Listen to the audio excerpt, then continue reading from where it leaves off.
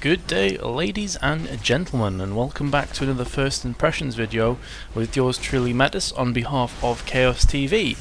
So, with Nami being released, Nami the Tide Caller, I thought why not get myself a video out there as soon as I possibly can of my kind of first impressions and thoughts, if she's viable, how she's viable, and generally how I've been playing it, because I have been playing it quite a lot since her release. I have skipped the first few minutes. I'm just going to come in here for a fairly straightforward kill for Caitlyn. I'm going to skip the first few minutes and take it from here until probably the end or whenever I've kind of said what I need to. But the character itself, Nami, is definitely interesting. I like what they've done with her. She's definitely a support character. I have played her in the mid, and I think that she could be fairly viable in mid. If you remember back to when Lulu was released, you had teams like Dignitas, etc. running her as like a double support comp with Lulu in mid. I've seen Alex Ich destroy TSM with Janna in mid as well, and for my money, I think we could be seeing a few Namis in mid in the near future as well. She does have quite a lot of damage actually if you build full ability power. And of course the heal slash damage that is her W is extremely interesting if you max that one out first. So if you've never seen Nami before, you haven't seen the champion spotlight or anything like that, I'm going to run very quickly through what her abilities are called and what they do, so you know what to expect in regards to her. As you can see in this game, I am playing her as a support alongside Caitlyn. Not necessarily a great combination, I think. It's just a case that this is what we were kind of given in this game. So her passive is Surging Tides. When Nami's abilities hit allied champions, they gain movement speed for 1.5 seconds. So if you do actually heal them, they will get a nice little speed boost on top of that. Her Q is Aqua Prison. It sends a bubble towards a targeted area, dealing 75 plus 0, because I'm not building ability power at the moment, magic damage to enemies, and stunning them for 1.25 seconds. I've already put 3 points in Ebb and Flow. I typically max out Ebb and Flow as a support because it does quite a lot of nice harassment damage alongside being fairly nice as a heal too. So it unleashes a stream of water that bounces back and forth between allies and enemies. At level 3 it heals 125 on an ally hit and will bounce to a nearby enemy champion, and when it does hit the enemy champion it will deal 150 magic damage and bounce back to an allied champion. Depends on which way you kind of go first. So it can bounce up to 3 targets, and the damage and healing value is reduced by 15% each bounce. Finally, Tidecaller's Blessing is her E, in fact not finally because it's still her ultimate to go after this. Empowers an allied champion for 5 seconds or 3 basic attacks. So it's quite interesting, and on top of that your allies' basic attacks will actually slow the target by 15% for 1 second. Of course that's at level 1 thus far, so those kind of stats will go up. And her ultimate is Tidal Wave. Now I really like her ultimate. It's I like supports that can have a big impact in the game. For example, your Sonas, your Jannas, etc., that can really kind of lock down teams or push them away. Tidal Wave is very much the same as that. So sometimes a Tidal Wave from Nami's position, the Tidal Wave will knock up enemies and slow them by 50%, and also dealing 150 magic damage at level 1. And also, once it's knocked up, they get a slow as well. If it actually goes through your allies, of course, with her passive it will speed them up. So it's really interesting idea, and in team fights a bit later on I'm going to land a couple of nice tidal waves, and it's just really devastating actually. The damage isn't huge, but what it does for your team, it sets up great team fight potential. So my main issue with Nami thus far, played her quite a few times, is this is probably just more of a problem that I have personally rather than a problem with the champion, is that I'm still trying to gauge and I'm still trying to figure out exactly when to use her Aqua Prison, which is her Q, like the little bubble that goes on the floor and picks them up and takes them in the air. I'm finding it fairly difficult to land. If the enemy team has any kind of idea of, you know, kiting or dodging, it's actually fairly difficult to land. Typically early game it's easier when they don't have great maneuverability, they haven't like kind of upgraded to their boots and they're not running any mobility items. But even still, it's fairly difficult to land, for me at least. Like there, I throw it in, doesn't land on anybody, and it's somewhat of a facepalm. But she does bring a lot of CC to the table. If you can land at Aqua Prison alongside Tidal Wave, you can really save the ass of your teammates, or you can actually set up some really nice team fights on top of that. So later on you're going to see exactly what Aqua Prison can do. At the moment, me and Caitlyn are just pushing so ridiculously hard, and there's very little that Lulu and Jace can do. It's not exactly a brilliant laning partnership, to be fair, and Caitlyn is getting a lot of free harassment. Now, my other issue with Nami, which again is just purely down to me, is her E, which I've already forgot what it's called, which is by Tidecaller's Blessing. Okay, there we go. It will give... In fact, hold that thought for a second, because you've seen the tidal wave, goes up, knocks two of them up in the air. At this point I'm thinking, well, we're completely screwed, like there's nothing we can do. I've exhausted Fizz instantly, mainly to slow him down. He's got the red buff, and I've landed the Aqua Prison on both of them.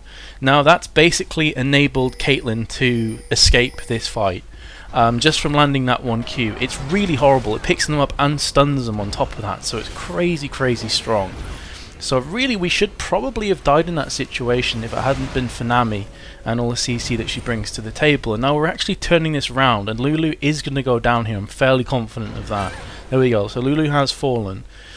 So looked like it was going to be at least a kill for their team, possibly two. And due to Nami's CC, we're actually able to get away from that and turn it round, because obviously Mordekaiser and Zed were nice and quick. So that in a nutshell is why I love playing Nami. She's a great support character, really, really interesting, and a lot of fun to play, because you feel like there's a sense of skill involved when you do land those good Qs, when you land a perfect tidal wave as well. And it's important to note that tidal wave actually has a really long range. I wasn't expecting it to have the kind of range that it does. Later on in this game I actually land a tidal wave in mid, and I was kind of mind blown when this landed, because I honestly thought that there was no chance that we were gonna pick up as many kills as we did, but it's just the power of tidal wave in a nutshell. So as I was gonna say there, I think I just about saved Mordekaiser, or maybe the last tick was going off of the ignite, but either way, as I was gonna say, something that I keep forgetting to do is popping on her Tidecaller's Blessing onto the AD carry, or whoever it is that's actually attacking, because of course, as I said previously, it is adding damage and slowing the enemy per attack for 3 attacks, or I think it's 5 seconds. So just popping that on your AD carry really can make a big difference, especially in those early levels, especially for a character like Caitlyn. With headshot and that together, it's kind of ridiculous damage. So that's something that I personally keep forgetting. I missed that Q there, which basically cost Caitlyn a life. I think she'd have died anyway, but still I should have landed that. And now Mordekaiser is coming under serious attack as well. He's going to fall, and I have to be super careful I don't also die. So my heal is off cooldown. I'm going to heal myself. Here comes Nocturne, who's just beast mode at this point, by the way. Double kill, stats are 6 and 0. He already has a black cleaver, which is pretty damn scary, to be honest. And by the way, that new skin, his legendary skin, is amazing. It's when he pops his ultimate, I can't even explain the noise. It's just like serious terror. It's pretty awesome to be on his team, especially a fed Nocturne as he is right now. So it's remembering to put the blessing on your AD carry in the lane is something that I keep falling short on, and basically just kind of brushing up on landing my Qs. It's also important to note that spamming her Tidecaller's Blessing is not a great idea, because it does cost, let's have a look, 55 mana at level 1. So if you consistently keep spamming whenever it's off cooldown, and the cooldown is only about 10 seconds, then you are going to run yourself out of mana fairly quickly, and it is going to be very problematic. So I suggest that you only use it at times where you feel like harassment is there on the table, or perhaps if you're in one of those kind of clutch situations where the two AD carries are standing toe to toe and exchanging heavy blows. Maybe that's something that can kind of change the tide of that battle alongside her heal as well.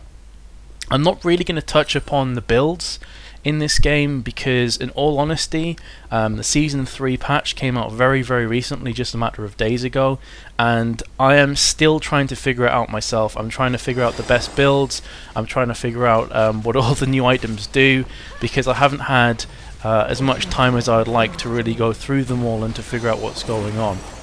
So you can see there that actually her heal, or damage depending on which way you look at it, does a lot of damage once it's at level 4. I haven't built any ability power on her at this point, and it's still chunked down Lulu for 4 or 5 bars of her health, so it is really, really strong. It's definitely something that you can use offensively or defensively. My ultimate there wasn't brilliant. I was kind of trying to test it more than anything else. I was interested on the width of it, the girth of the ultimate, and here I just like epic derp / epic pathfinding. I completely forgot that the tower had been taken down and it would be that much of a pain in the ass to get past. So you actually saw me run backwards and forwards 2 or 3 times there, and that got me killed. That was real derp from me, like massive derp. Caitlyn has picked up the kill onto Jace though. So how do we come out after this? At the moment it's a 3 for 1, but I think Nocturne's going to come in and do some serious pain. So yeah, he's killed one. I don't know if he's going to take Fiddlesticks. Yeah, of course he is. Look at the damage, Jesus Christ. So that was a 3 for 3, with Singed getting super low alongside Zed. But that was kind of my derp. Like I really shouldn't have got caught on this tower, kind of going backwards and forwards, doing some weird kind of dance, get myself caught. I should have just pulled back. Like, that was my mistake, especially considering the fact that I blew my tidal wave up here beforehand, underneath the tower, which was kind of a derp move by me. I think it forced a flash, but an ultimate like tidal wave really needs to be held for those clutch moments, kind of like a crescendo. You're not going to see a Sona pop a crescendo underneath the tower, so that was just a poor choice for me. What I will say is, playing a support a few times since Season 3 patch came out, is I really love the I can't remember what it's called, I think it's the Sight Stone, let me have a check, I have bought it here, yeah, it's the Sight Stone. Gives you 100 health and 4 charges and refills of wards. I love the idea, I think it's brilliant, it really allows supports to be more fluid, and it doesn't quite put as much pressure on them to consistently go back and pick the wards up. So I really like the addition there from Riot. I think it gives a lot of coolness to the support role. This is kind of dangerous from me actually, because I'm hanging around for way too long while both Nocturne and Zed are on extremely low health, and of course the rule is don't chase a Singed, right? He's probably going to kill you. The tower's low as well, so even though there are 3 of us and 1 of him, we're on such low health that there's very little that we can do, plus the fact that we don't have any ward coverage around this area, so for all we know they could have another 2 or 3 players just waiting in the wings. So playing passively, I think at this point I just go back. I'm like, okay, I can't keep the tower myself, I'm just a support, I don't do any damage, so I wait around for a little bit, get a bit of XP, and then pull back and ultimately let the tower fall. There's no point me trying to be a hero there, because I'd have just got myself killed. This is really dumb or ballsy, depending on which way you look at it. I would go and recall on this bush. If Singed should have crept in there, I probably would have died, to be honest. So I think I'll go more dumb than ballsy. It wasn't the smartest of ideas from me. So I'm going to go Reverie first. I still feel that Reverie is a strong item on supports to take first or second. Normally I would also be discussing with the jungler if he was going to go Aegis of the Legion or if I was, but honestly in this game, this is just a normal draft game. This is one of the first games I played with Nami, and I was really testing her out before I went full serious mode into ranks with her. So I was kind of treating this game as somewhat of a test run. But yeah, normally I'd be communicating with the jungler and saying, hey look, you're going to go Aegis, shall I go Aegis, am I going to go Zeke's Herald? What's basically the deal here? So Singed is just so strong. For some reason he hasn't popped his poison though, and he has now. Like, he didn't bother beforehand. I flashed in there and used my Shurelya's Reverie because I was kind of the opinion that we were going to go like balls deep onto Fiddlesticks. I also hit him with my ultimate, but it seemed these two were more content to farm the minions up here, so I was kind of like, okay, that kind of sucks, but at least I hit Singed with my Q and enabled the Mordekaiser and Zed to pick up that kill. Didn't quite catch who got it in the end, but I think it may have been Mord. I don't even know. Either way, it was fairly it was worth it overall. And Caitlyn, oh, I remember this. I was kind of face palming while watching her. She stood at max range, so like she attacks the dragon, he resets. She attacks the dragon, he resets. Like, what the fuck? Just what are you doing? Like, really, what are you doing? The interesting thing as well, obviously, since the new patch, the dragon and minion aggro has been altered, which I really like. So before, if you picked up the Drake, the person that attacked Drake first would keep aggro unless they went out of aggro range, and then you ran the risk of it resetting, blah blah blah. Now it's just whoever's closest. Whoever's closest to Baron, Drake, Blue, whatever the case may be, is going to take the aggro, and they're going to be able to tank that. I really like that change. It doesn't rely so much on resets and all the rest of that kind of stuff. So it's really, really interesting. Plus the fact that if you want to pull Dragon out now of the pit, you're going to have to play a much more kind of clever game. You can't just pull Dragon out willy-nilly. Like, your entire team has to be on the same page now. So it's definitely something else that just factors into League of Legends. Another one of those intricacies that can really affect a game. But either way, so the scoreline at the moment, as you can see, 69. We're ahead by a considerable amount of gold. We have the tower and map kind of presence advantage. We have Drakes down. I think we've got both the Drakes so far, or at least one of them. I can't remember if we got the first Drake. I'm pretty sure we did. And we have some pretty scary fed characters on our team, like Nocturne with 12 and 1. Caitlyn, that build is just... I mean, what can you say about that build? It's interesting. I'll give it that. It's a fairly interesting build. Not one that I personally would try and run.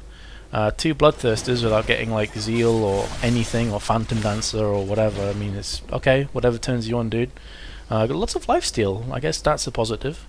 But yeah, I mean, we are looking in really, really strong territory. Again, Nami is one of those kind of characters that can really, really influence a game, I feel, already. I haven't played her more than, I'd say, 6 or 7 times, but I can already see that she's one of those kind of characters that is going to influence games big time, like a Sona, like I mentioned earlier. So we kind of have Singe doing his own thing. This is the Ranger tidal wave that I was mentioning before. I fire it through all of us, so it speeds us up and knocks their entire team in the air. Really sets up this team fight for us. I pop Shurelya's now because I'm thinking, okay, while his Ghost is tanking the tower, we can maybe try and get some more kills, but that's not the case. We're more interested in taking the tower down, which is of course completely fine. Getting those global objectives is always a good thing. But yeah, like I said before, the CC she brings to the table is absolutely ridiculous, and it does pick us up some nice kills. It allows Nocturne to really breathe as well, because he doesn't have to worry about diving in deep all by himself. Their lineup's not particularly good. Jace has had a really poor game here. I mean, if you look at his build compared to Caitlyn's is... I'm going to just go out on a limb and say it's a dog shit build. I'm just saying, 2 Bloodthirsters isn't a great build, but Jace only has a Phage and 3 Doran's blades at this point, alongside the Berserker's Greaves, so he's not really doing much. In fact, he's doing pretty much nothing. I remember this point, Singed is like trying to run away from the ace in the hole, and Jace is having none of it. He's got like half HP and he's tanky. He's like, nope, chuck tester, you can die. I literally do not care about you, Singed.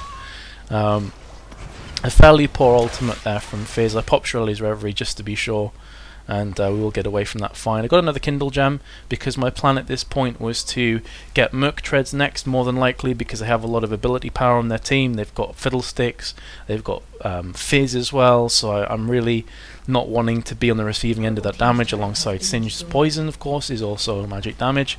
So I'm going to build Merc Treads next, and then the plan, if the game went on long enough, would be to get the Zeke's Herald, to build it in from Kindle Gem. Another interesting thing which I like is that the Vampiric Scepter no longer costs 450 gold. It now costs 800, I believe. I will... Oh, I can't check that. I tried to go into the shop. Doesn't work in spectate mode. Herp derp. That's my bad. But I'm pretty sure it costs 800 gold. Or 850. It's one of the two. You basically build it out of the sword now. So I like that in a lot of ways. But obviously from this point it's going to cost me a tiny bit more to get the Zeke's Herald. So yes, I have gone back to spawn, picked up a couple wards, but again, the Sightstone will offer me 4. I also wanted to upgrade the Sightstone into the Ruby Stone, I think it's called. The Ruby Sightstone, there we go, Lulu has one. It just gives you another charge and an additional 200 health, so it's a really nice item for support. It's definitely recommended for every support, I think. I can't see why you wouldn't get one. One important thing to note, and I did try this out in the game, and I felt a bit stupid because someone started commenting on it, as League of Legends players will do, of course. Everyone's perfect, no one ever makes mistakes. But you cannot get 2 sight stones. Well, you can get them, but you're not going to get double stack. So for example, you get 4 charges with 1 sight stone.